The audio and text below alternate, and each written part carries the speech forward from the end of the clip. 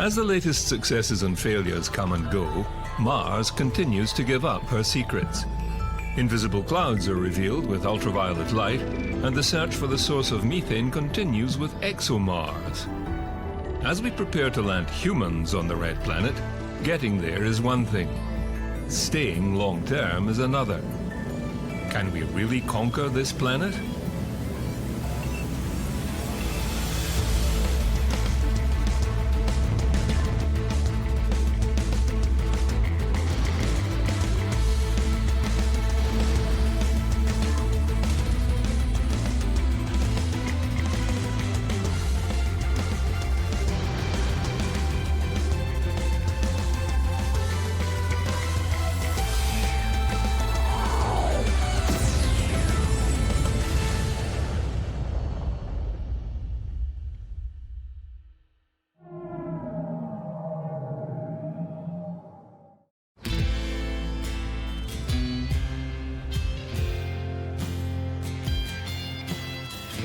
The joint European and Russian ExoMars made a successful launch with great applause and journeyed uneventfully to Mars.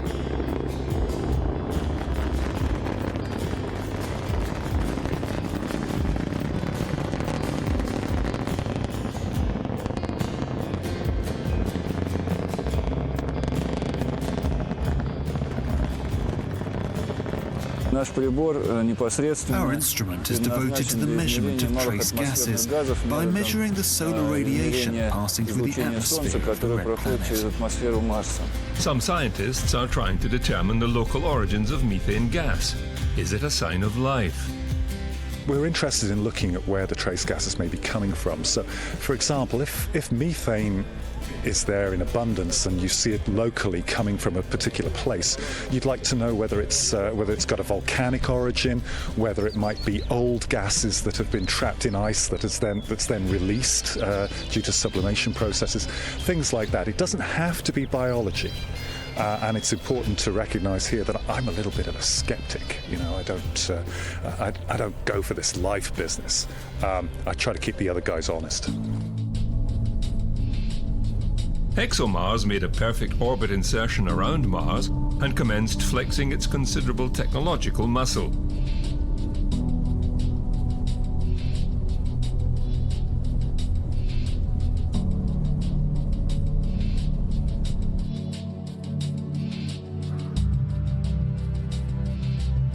Returning high-resolution images and stereoscopic observations, enabling highly detailed three-dimensional maps to be created.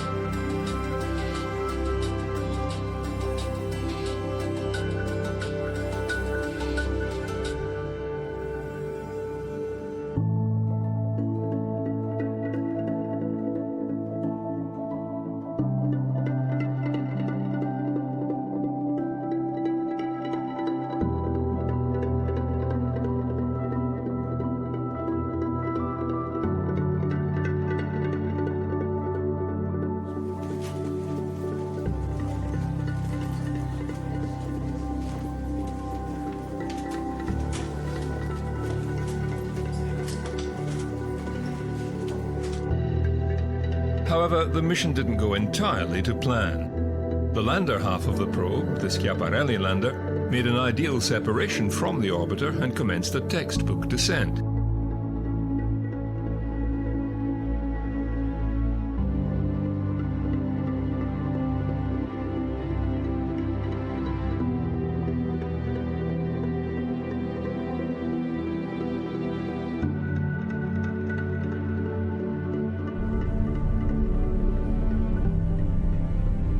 The heat shield functioned as expected, all systems go.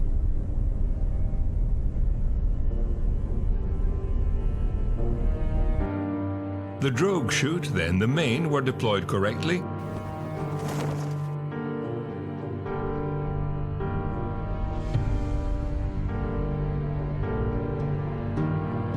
then the curse of Mars struck. 1 second's worth of erroneous data was passed on to the onboard guidance and navigation control system. When this odd data was merged into the computer's algorithm, it generated a false altitude reading, placing the lander below ground level. This triggered the premature release of the parachute and back shell. Braking thrusters fired and the lander's on-ground systems began operating, thinking it had landed. Unfortunately, it was still 3.7 kilometers in the air, and the universal laws of gravity took over, the lander smashing helplessly into the ground. Satellites overhead soon located the parachute and back shell, and then the lander itself, looking like a squashed bug on a windscreen.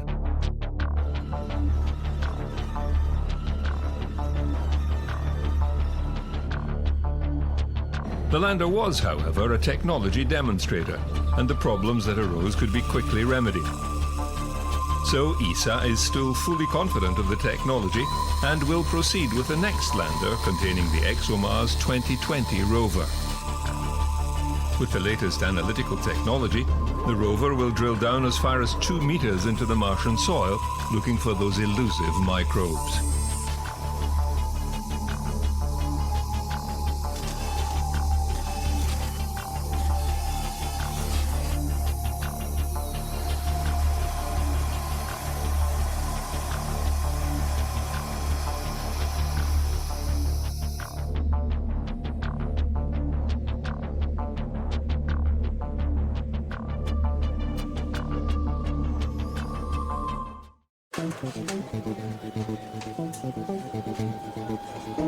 This is the Interact Centaur rover from ESA.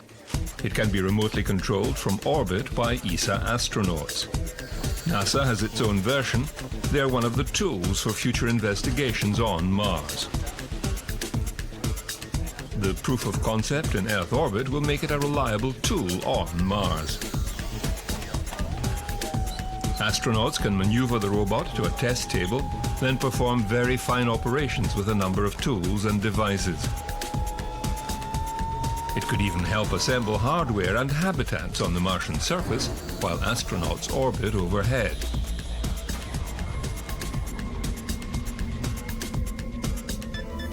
NASA's Curiosity rover continues its epic journey across Gale Crater, covering over 14 kilometers in its 3 years of operation. It will soon be replaced by its smarter big brother, Mars 2020 rover. Built on the same configuration, the 2020 rover looks strikingly similar to Curiosity, with some improvements. A landing hazard redirect feature to avoid any rocky landings, new wheels and treads for better climbing, audio microphones to hear what's going on, and a rock core sampling drill. One of the main goals of the Mars 2020 mission will be to determine the potential habitability of the planet for human visitors. Scientific instruments on board include an advanced stereoscopic imager, environmental sensors for temperature, wind speed and direction, pressure, humidity and dust particle size and shape. Pixel is an X-ray fluorescence spectrometer for chemical analysis of Martian soil. RIMFAX, a ground-penetrating radar to study subsurface geology, and Sherlock, an ultraviolet laser spectrometer for the study of fine-scale mineralogy and organic compounds. The final instrument package is MOXIE, a technology demonstrator designed to generate oxygen from the carbon dioxide in the Martian atmosphere, a critical piece of kit if humans are going to survive on Mars. It will generate oxygen for fuel and breathing. Mars's atmosphere is predominantly carbon dioxide, plus trace amounts of argon, nitrogen, oxygen and carbon monoxide. Its mean pressure is 600 Pascal. That's about 0.6% of Earth's air pressure at sea level. So another vital piece of equipment is the spacesuit. In the future, I'm looking forward to spacesuits that are much more of a tool for the astronaut, that is more integrated with the human, and is less of an encumbrance and more of a help.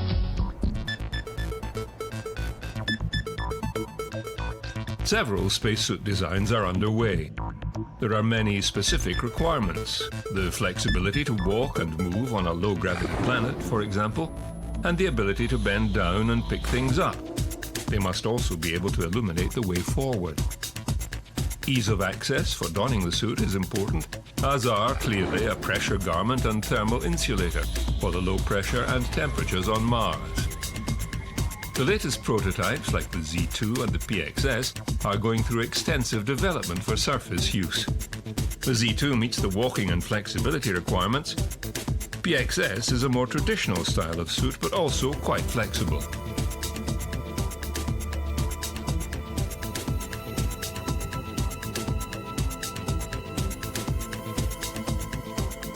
My main responsibilities on this spacesuit is the suit control assembly, and that's the box that sits right here on the front of the suit. And it allows the crew member to control their life support components, such as their cooling and their pressure, and it also controls a lot of the electronics, such as the radio and the volume, and they can see some of the data that's coming back and forth from the suit computer to that display. So one of the great things about this job is that after designing the box, I'm able to get into the suit, since it's one of the smaller sizes, and we can actually see what the limitations are, with my own hands and eyes, and not just hear that secondhand from another test subject that would be looking at the same data. And then to take that back and then to go build the next prototype and incorporate the changes that need to be made so that it works better the next time.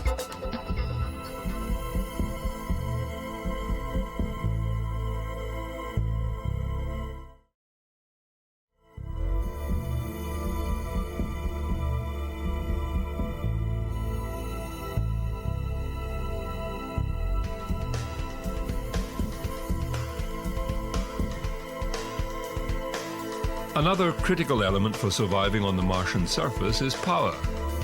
The sunlight reaching Mars is just a little more than half of what we receive on Earth. In addition, there are regular dust storms, and solar power may not be sufficient of itself. It will have a role to play, but other sources of electric power may be required. NASA has been developing fission power plants for such requirements, working on 2 systems.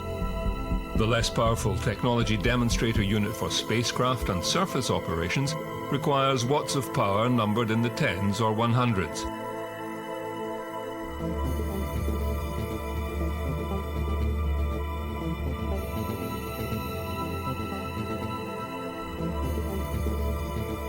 Kilopower addresses the need for surface power from 1 to 10 kilowatts for human habitats and scientific exploration in the harsh environments of Mars and beyond.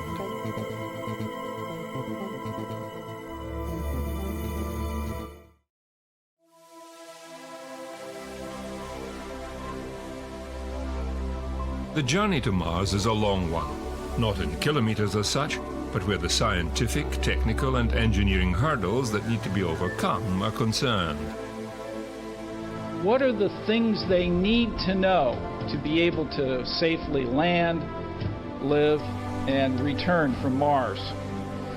The scientific knowledge, the technologies that we need that can make human exploration of Mars happen are within our grasp. In our lifetime, we actually can see humans land and work on Mars. A major step in this direction of planning has been the definition of what we call human exploration zones. This is a region we will land, we will live, we will use resources in many different ways, and we want to go to a variety of scientifically exciting locations. Do it in ways that humans, and only humans, can do. One drawback: humans are fragile. To function correctly, they have a specific set of requirements: atmospheric pressure, air to breathe, water and food for nourishment, rest and sleep, and protection from radiation. Mars offers very few, but it does have an abundance of radiation. Mars habitats have been the subject of years of engineering and technical research. NASA has even thrown open the doors to students and architects to help design and develop suitable accommodation.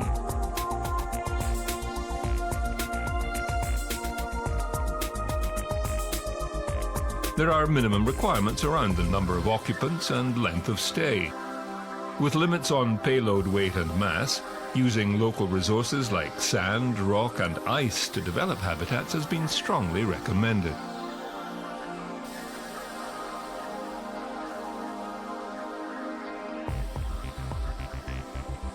The 3D print competition threw up some very good ideas and designs, some of which NASA is developing further.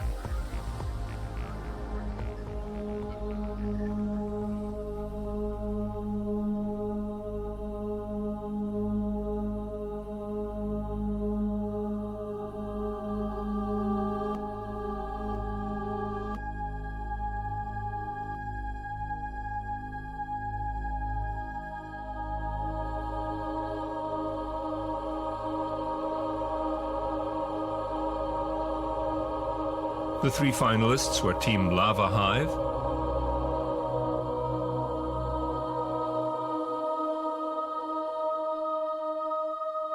Team Gamma,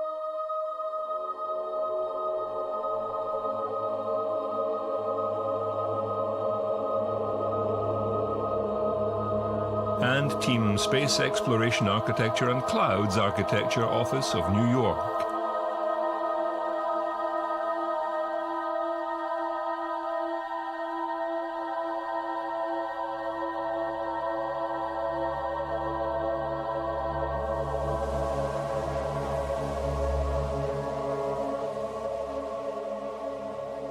Their ice house included all the components required to assemble the habitat in situ on Mars. The vehicle lands at the designated site and deploys several robots and water storage assets. The robots set about building a secure base, utilizing local sand sintered together with lasers. An inflatable plastic membrane is then deployed along with internal airlocks. The robots source local water, which is used to 3D print the inner lining of the membrane. Water is an excellent shield for radiation, and being translucent, it allows sunlight in.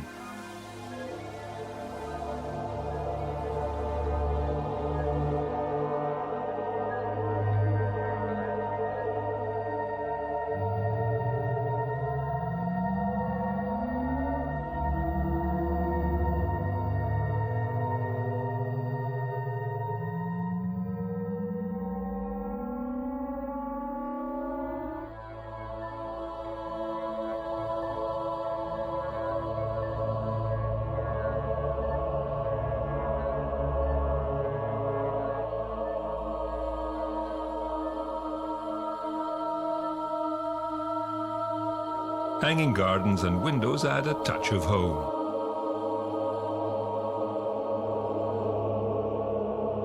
NASA Langley has developed the ice dome concept from this prize-winning concept.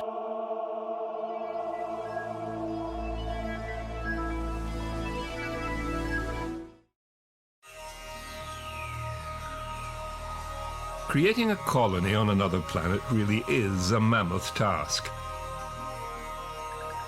Leaving aside the training, technology and traveling, not to mention the money, building a functional, self-sustaining village will need people from all walks of life. Apart from the scientists, geologists and prospectors there to do the primary job, people will not cope with living in prefabricated temporary shelters. A town will have to be built from local resources. Engineers, builders, fabricators, electricians, plumbers and mechanics will all be in great demand.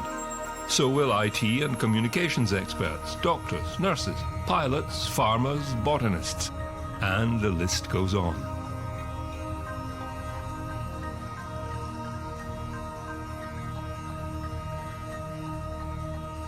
On the other hand, not everyone gets the chance to colonize an entirely new planet, so that is one draw card. If Mars 1 is any example, it seems there will be plenty of volunteers for this dangerous work.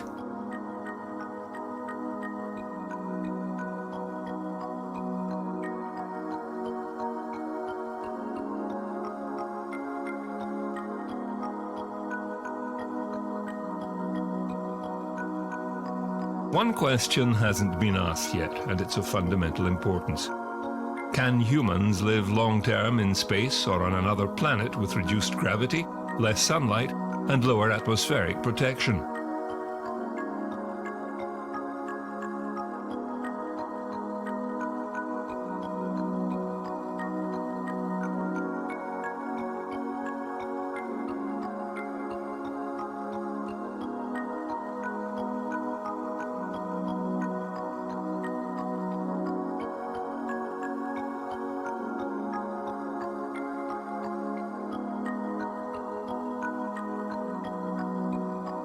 One proposal before NASA at the moment is the multi-generational independent colony for extraterrestrial habitation, autonomy and behavior, which contracts nicely to MICEHAB, and it's exactly what that name suggests.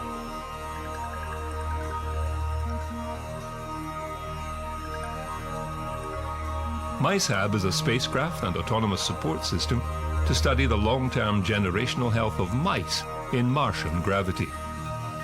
The vehicle would be placed in a stable orbit close enough to the Moon to be within easy reach by manned missions. The MICEHAB would be deployed and spun up to Mars-like gravity. It would then support the growth of a large mouse colony for a year or longer, studying reproduction and maturation of lab mice through multiple generations, which is to say, much faster than human subjects.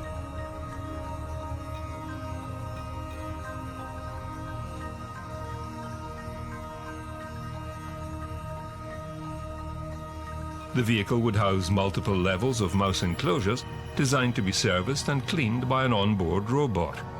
The system would take care of feeding, watering and cleaning the mice, including their medical care.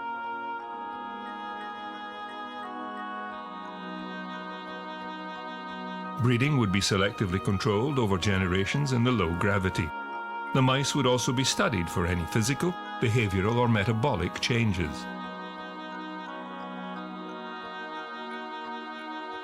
The project would also collect data on deep space radiation and the hazards posed to humans.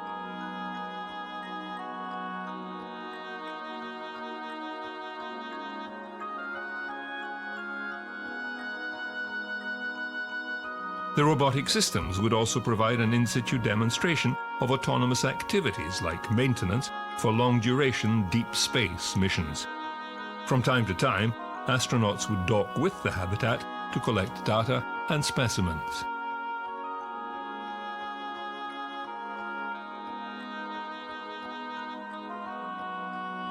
MICEHAB will allow humans to prepare to live independently from Earth in space and on the surface of Mars, and help answer that critical question we started with. Could humans survive long-term in low-gravity environments?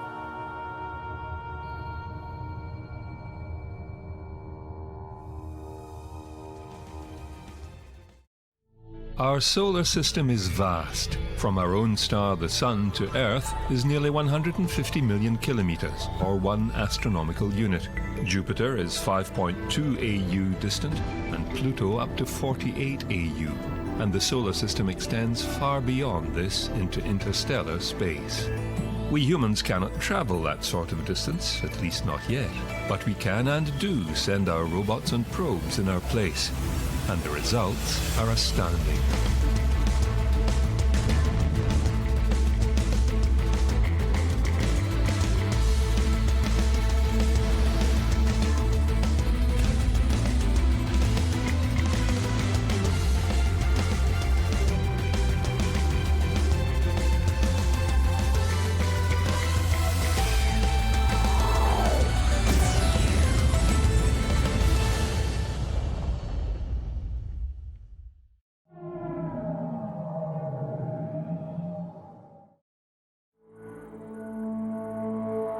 The ion-propelled Dawn spacecraft is one of our emissaries that has rendezvoused with 2 asteroid belt objects in its multi-year mission. The Dawn mission is one of NASA's Discovery Program missions that launched in September of 2007. So it's had a long, circuitous journey from the Earth, flying past Mars and out to the asteroid 4 Vesta, where it spent a year orbiting this small rocky object and mapped its surface and determined its bulk composition and geological aspects of Vesta before leaving the gravitational field of Vesta and traveling for another 3 years out to the dwarf planet Ceres. Before the arrival of the spacecraft Dawn at Ceres, we were expecting an inert rocking body.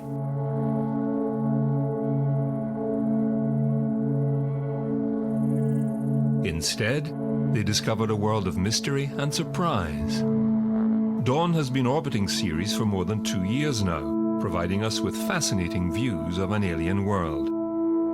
The mysterious bright spots on Ceres appear to be salts deposited on the surface by subterranean activity. Support for this theory can be found in another feature of interest, the bright mountain named Ahuna Mons. We have looking in detail about the shape of the mountain, and we have compared with what we know from volcanic constructs, and we have found that Ahuna Mons' shape is very similar to that of a volcanic dome that is built by very viscous material. When we saw Ahuna Mons, we saw that its shape was very tall. It was very tall and had steep slopes. And that reminded us of certain places in the solar system, including Earth and Mars, that had domes that were formed by volcanic activity of very slow-moving, thick material. However, on Ceres, the temperatures are so cold that the same type of magma on Earth and Mars just can't exist on Ceres. So we then concluded that the magma, or the material that's flowing on Ceres, had to be composed of mostly very salty water that would flow at the low temperatures of Ceres. And when exposed to the surface, when they were pushed out onto the surface, they would freeze and form this steep-sided dome. Ahuna Mons is unique in the solar system. There's no other place in the solar system that has a structure that matches that of Ahuna Mons, and it has to be formed by cryovolcanic activity. Scientists at the German Aerospace Center have used stereo images to create a global digital terrain map of the dwarf planet. Another surprise, a study published by lead author Norbert Schorghofer shows permanently shadowed regions at the North Pole. These are expected to be cold enough to accumulate water ice over long time spans. Future spacecraft visiting Ceres are likely to find freshwater ice there. So right now we are not only learning about dwarf planet Ceres, but also about planets and small bodies in the outer solar system, like Pluto and its moon. And so we are in a phase in space exploration where we are learning about a new class of objects. And we are seeing that these objects are surprising, as they have recent features on their surface. These observations tell us Ceres was active in the recent past and might be even active today. And these tell us the importance of sending a spacecraft to a dwarf planet to have a close look at the surface, as we are learning new things that are unexpected. Dawn is now orbiting only 386 kilometers above Ceres, which is closer than the space station is to Earth. And it will continue to return spectacular views. One of the key technologies that made Dawn such a success was its ion drive. Ion propulsion allows us to undertake missions which would be impossible without it. There have been previous missions and tests of ion propulsion to validate the basic technology, but Dawn now has made it a reality.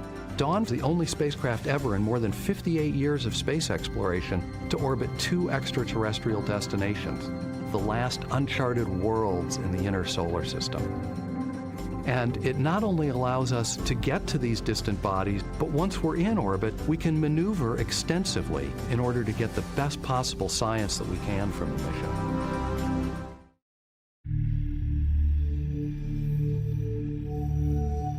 Our second deep space emissary has only recently arrived at its destination, the giant planet Jupiter. Juno is our fastest probe to date. Reaching a top speed of 265,000 kilometers an hour, or 73.6 kilometers a second, it has traveled for almost 5 years to reach its target and orbits the poles of the largest planet in the solar system. Juno's the fastest spacecraft ever to venture into the outer solar system. It's the first to orbit pole to pole about Jupiter, and it's the most heavily shielded spacecraft that we've ever launched. The mission is designed to basically wrap Jupiter in a dense net of observations, completely covering the sphere. So to do that, we need a polar orbit, one that passes over the North Pole, along a line of longitude, and over the South Pole. And we do this over the 37 orbits of the nominal mission, and by the time we're done, we've got orbits separated in longitude by about every 12 degrees. So we completely cover the sphere. Basically, the interior of Jupiter is nearly unexplored. What we see when we look at Jupiter and all the great, amazing stuff we've discovered about Jupiter is about the moons that orbit the planet. It's about the atmosphere and the enormous weather systems and the great red spot and belts and zones, stripes across the planet, all kinds of really cool, interesting, exciting stuff. But it's kind of skin deep. When we look at Jupiter, we're going, 1% or 2% of the way down into the planet. That's what we're really seeing. Everything else about Jupiter, the deep interior of Jupiter, is nearly completely unknown. To peer beyond the veil, the suite of instruments on board Juno includes a gravity radio science system, plasma and energetic particle detectors, ultraviolet and infrared spectrometers, and a vector magnetometer. A magnetometer is, it's best to think of it as a fancy compass. Unlike a compass that just records the direction of the magnetic field, our instrument tells you both what direction the field is in and what the magnitude is. And we can measure that very, very accurately to 100 parts per million. Juno's magnetometer is another in a long line of magnetometers built here at Goddard Space Flight Center, following designs developed by Mario Acuna years ago. Our instrument is between 1 and 2 orders of magnitude more accurate than anything that's flown to Jupiter before. And of course, part of that is the result of the star cameras that we're able to fly with our sensors so that we can determine the absolute orientation in space of these sensors. If we did not know the orientation of the sensor as well as we can determine it with the star cameras, we would lose accuracy in the vector measurement. So we carry 4 star cameras with our 2 magnetometer sensors. These have to be held in the same orientation with respect to each other under very extreme environmental conditions. So we designed what we call a magnetometer optical bench. It's a special structure, about a square foot in size, that is made of a carbon silicon carbide material, almost impossible to machine. But once it's fabricated and the sensors are assembled, they act as one. And that's one of the reasons why we can achieve much higher accuracy than has ever been attempted before. Studying the magnetosphere of Jupiter is a prime objective. Magnetic fields have been a curiosity for thousands of years. And so, of course, we know now that magnetic fields are generated by what's called dynamo action, the convective motion of an electrically conducting fluid. Even though we can map the Earth's magnetic field with extraordinary accuracy with satellites in orbit about the Earth, the one thing we can't do is see clearly through all the crustal magnetization that is right beneath our feet. Jupiter is a gaseous planet, hydrogen, helium. There is no magnetized crust that obscures our view of the dynamo deep below. So the exciting part about the Jupiter mission is that we'll be able to image for the first time the magnetic field on the dynamo surface in a way that would never ever be possible on Earth. Jupiter is also the planet with the largest magnetic field. Its magnetosphere is huge. If you were to look up into the night sky, and if you could see the outline of its magnetosphere, which you can't, it would be about the size of the moon in the sky. It's a very, very large magnetosphere. In fact, in the Voyager program, we learned that the magnetic tail, the part of the magnetosphere that is drawn away from the sun, extends all the way out to the orbit of Saturn and in all likelihood beyond. It's a very large feature in our solar system. It's a pity we can't see it. Of course, a strong magnetic field traps more radiation within its grasp, another issue for Juno. There's 2 types of radiation we worry about. One is when we fly through the radiation belt, we get an instantaneous exposure, we call that flux.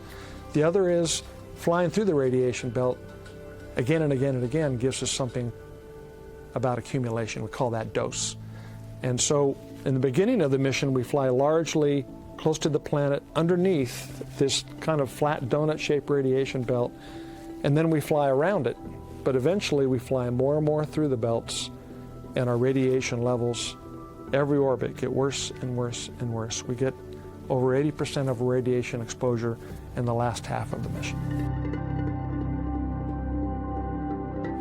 For me, the great excitement is the opportunity to look down and get the first clear, unobstructed view of what the magnetic field looks like on the surface of a dynamo where it's generated. It's always incredible to be the first person in the world to see anything.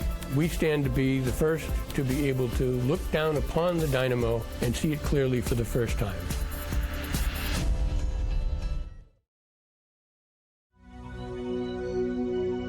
Our emissary to the ringed planet Saturn is now in its final year of operation. Its outstanding performance has included dropping a probe on the moon Titan, making extensive observations of Saturn and its moons, even adjusting its mission to fly through the water vapor plumes discovered gushing into space from the moon Enceladus.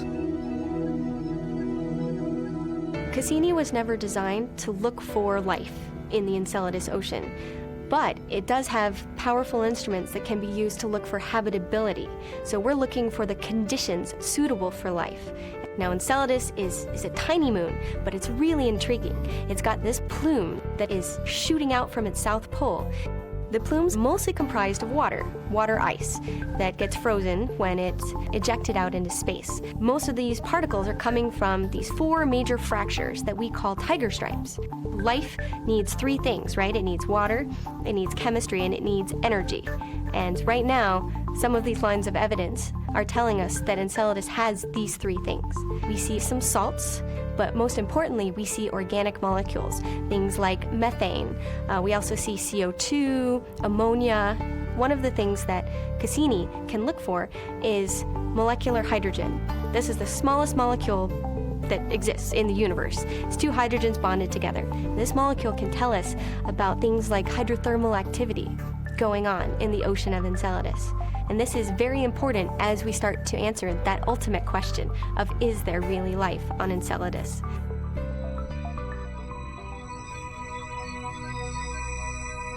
NASA's Cassini mission has begun a daring set of ring-grazing orbits, skimming past the outside edge of Saturn's main rings.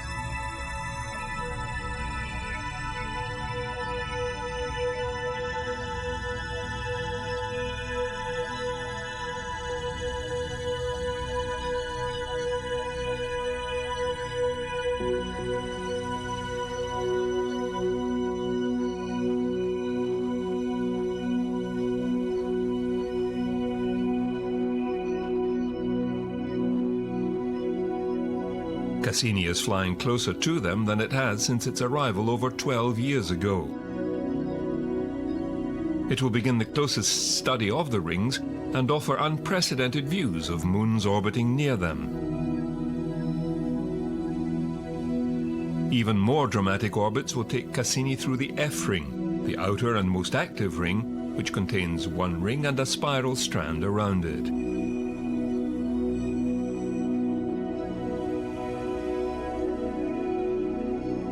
Cassini will make its final orbit later this year and plunge into the Saturnian atmosphere, ending more than 11 years of scientific observations.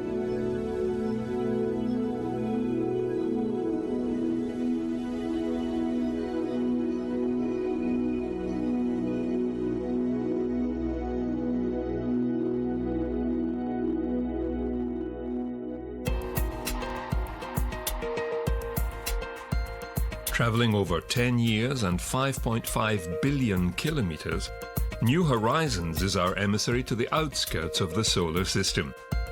In a dramatic flyby, New Horizons scanned Pluto and its main moon Charon. The brief encounter amassed gigabytes of data, which the spacecraft took months to download to Earth.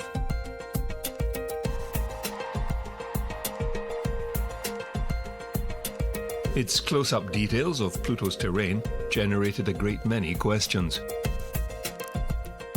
It looks more complex and highly active geologically than first thought, with solid nitrogen ice forming many fascinating and colorful textures and landscapes.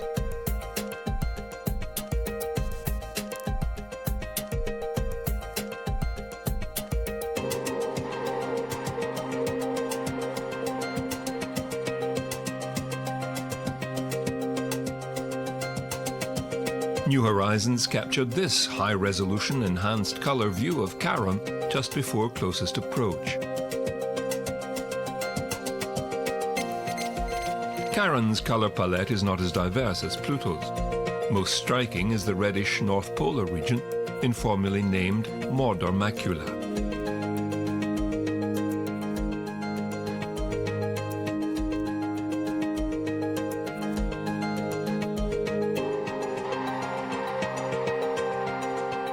After such a successful flyby, the mission has extended to include a second Kuiper Belt encounter. New Horizons is set to fly past 2014 MU-69, a Kuiper Belt object currently about 1.6 billion kilometers beyond Pluto. Arrival time, January 2019.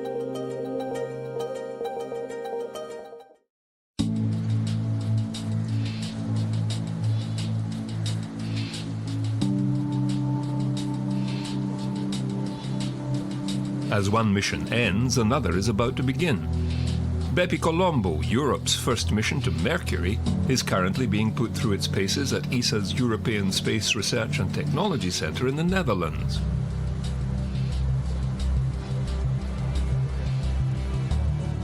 Bepi Colombo consists of several components in a so-called spacecraft stack.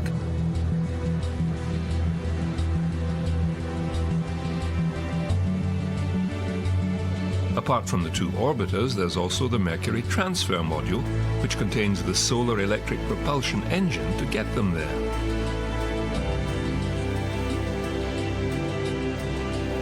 Okay, what we have here is the MTM, the Mercury transfer module, which brings us, or our two spacecraft, to Mercury, the 3 xenon tanks and the 4 thrusters.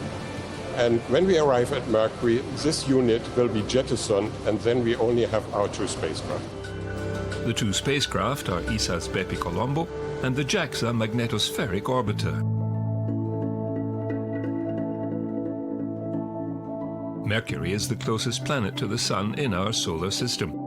Yet despite temperatures reaching around 500 degrees Celsius, the previous NASA Messenger mission found evidence for ice at the planet's north pole.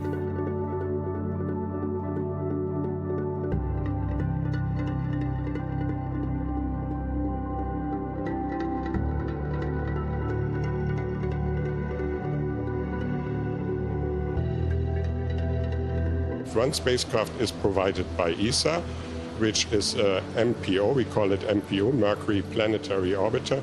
And this spacecraft has a focus more on the planet. We want to observe the planet, do remote sensing, characterize the surface, count the craters, wanting to know about the composition of the surface, the interior of that planet. And in addition, we have a second spacecraft, and this spacecraft is called the Mercury Magnetospheric Orbiter, more focused on the environment, and this spacecraft is provided by the Japanese Space Agency. The Messenger mission found other surprises at the smallest planet in our solar system. It discovered more chemical elements and compounds with small boiling points, known as volatiles, than expected at the surface.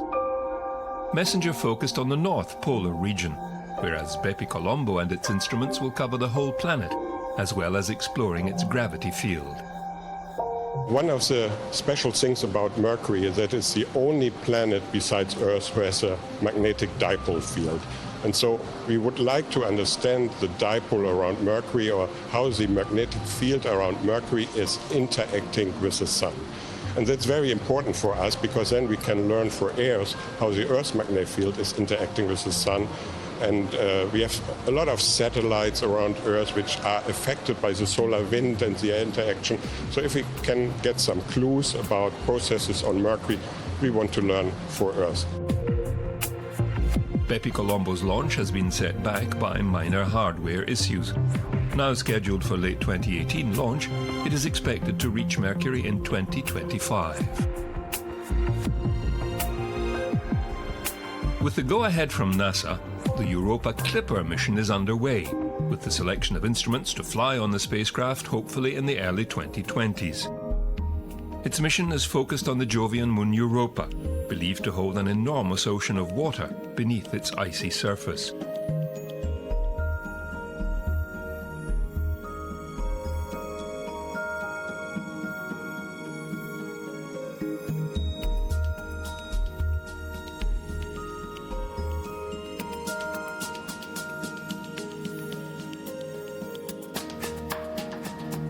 Europa's proximity to Jupiter and its speedy orbit cause the Moon to stretch and contract under gravitational forces, generating mechanical heat within the core and providing enough energy to maintain a liquid ocean.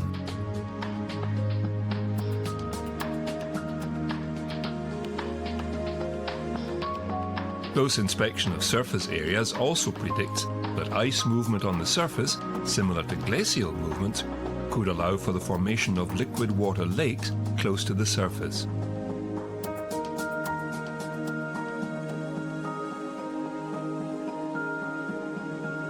One more place to search for those elusive signs of life.